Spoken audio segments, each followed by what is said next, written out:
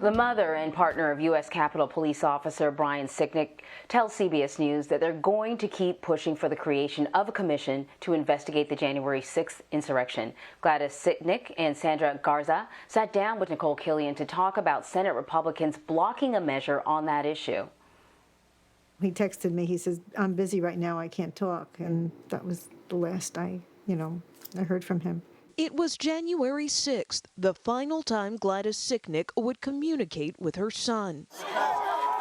After he was attacked with chemical spray and collapsed, his longtime companion, Sandra Garza, got the fateful call to rush to the hospital. Did you get to say goodbye? No, I did not. They would not let me back to see Brian. It was only then when the emergency physician and the charge nurse came out to tell me that, he was on a ventilator. And I knew then that he wasn't fine. Thinking of you. For nearly 5 months, consolation has come through cards from complete strangers. Just when you think that the cards stop, they start coming again. From all over the country and the world, actually. And what does that mean to you? That there are good people in this world. Last week, they finally made the decision to speak out, going door to door on Capitol Hill to demand a bipartisan commission investigate the Capitol attack. We want answers, and nobody has the answers. I mean, even the people who voted for this bill, they don't have any answers, and it's just sad. Despite their best efforts, the motion is not agreed to. They watched as the Senate struck it down, 6 votes short. I'm disgusted that the Republican senators that decided to vote no, it's a spit in the face to Brian. It's a spit in the face to all the officers that were there that day. Did it bother you that some senators weren't even there? Absolutely. That's a dereliction of duty. But their frustration doesn't solely lie with Congress. So ultimately, do you blame the former president? Yes, I do. And I was a person who supported Donald Trump. Brian was a supporter of his. I mean, even on Brian's Twitter page, he had Donald Trump's personal plane in the background as his background picture. He was still the president at that time. And he knew that Brian was, devoted to him. And he did not once reach out to me, to Gladys. He didn't even send a letter of condolences. He did absolutely nothing. And so, it's very upsetting, that he's not. And I would meet with him, actually. I would meet with him. What would you say to him? I would ask him, I would say, why didn't you reach out to us? And I would ask him why he failed all law enforcement that day. He has an opportunity to turn this around. If he's really going to back the blue, then back it up with your actions. And he just watched it on television like it was a soap opera. I don't understand it. How can you be so uncaring? Would you consider filing suit against the former president? At this time, I'm not interested in doing that. Do you think both sides are to blame for making this so political? Well, I think in every party, there's going to be politics. For me, this isn't about, being a Republican or a Democrat, it's none of that. It's about doing what's right for the country. And doing right by Brian. What do you think he would make of everything that's happening right now? Well, Brian was he was a gentle soul. He really was. And he had a work ethic that was unbelievable. And but don't push him in a corner. So what happened now, I think he would be appalled. But he says it'll get better, and it will, I'm sure. And hopefully Brian will have left a legacy that will help our country.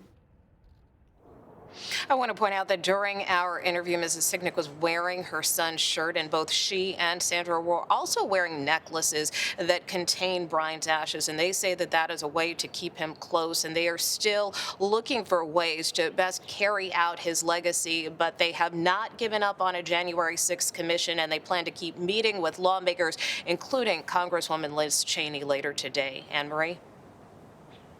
I got to tell you, Nikole, I am still stunned that they did not receive a letter, a card, anything from former President Trump.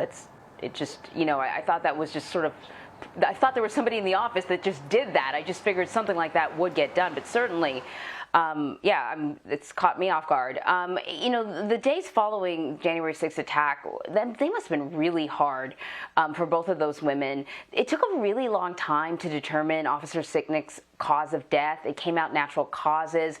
We in the media had a lot of questions about, well, what happened? Was he hit in the head? It was very unclear. What was it like for Sandra and Gladys in those days following his death when, the entire world was sort of focused on the insurrection and the aftermath, including the Officer Sicknick's death?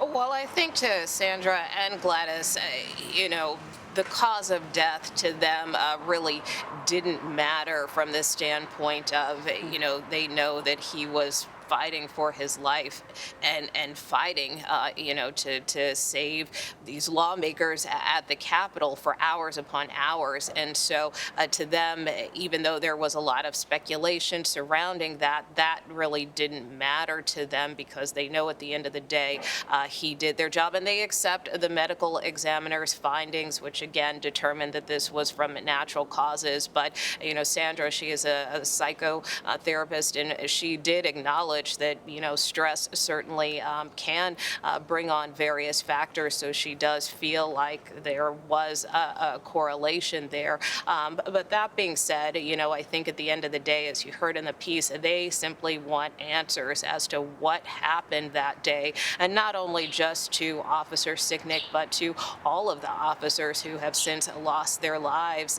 And they feel very strongly about that. So that is why, they remain committed, even though, this vote was defeated last week, why they remain committed to really trying to continue advocating for some type of commission if lawmakers are willing to reconsider. Yeah, you mentioned that this January 6th commission was basically sort of killed in the Senate last week, but they're still going to keep pushing for it. So is there an option for a commission? Well, I think that's the hope. I would point out that Speaker Pelosi, every time she has been asked about this commission, often points out the fact that the 9/11 commission took well over a year to establish. So while the issue may be dead for now, I don't know that it's completely off the table. Certainly there are other options under consideration. Speaker Pelosi has floated the idea of a select committee, but ultimately she would have more control or more of a say-so over who would head that type of panel versus what was on the table with this commission, which was a bipartisan panel equally split among Democratic and Republican appointees. And that really has been the concern that many Republicans had, is that they feel that this was just a partisan charade. So I don't know that a select committee in their view will be any better or any different, but that is another option on the table. And again, of course, Republicans also argue that there are other investigations underway by Congress and also on the federal level. But, I did ask both Mrs. Sicknick and Sandra if that was enough, and to them it's not. Perhaps lawmakers better get used to seeing Gladys Sicknick up there on Capitol Hill, because we know that a mother's love is undying and will be a force for them to reckon with. Nikole, thank you. You bet.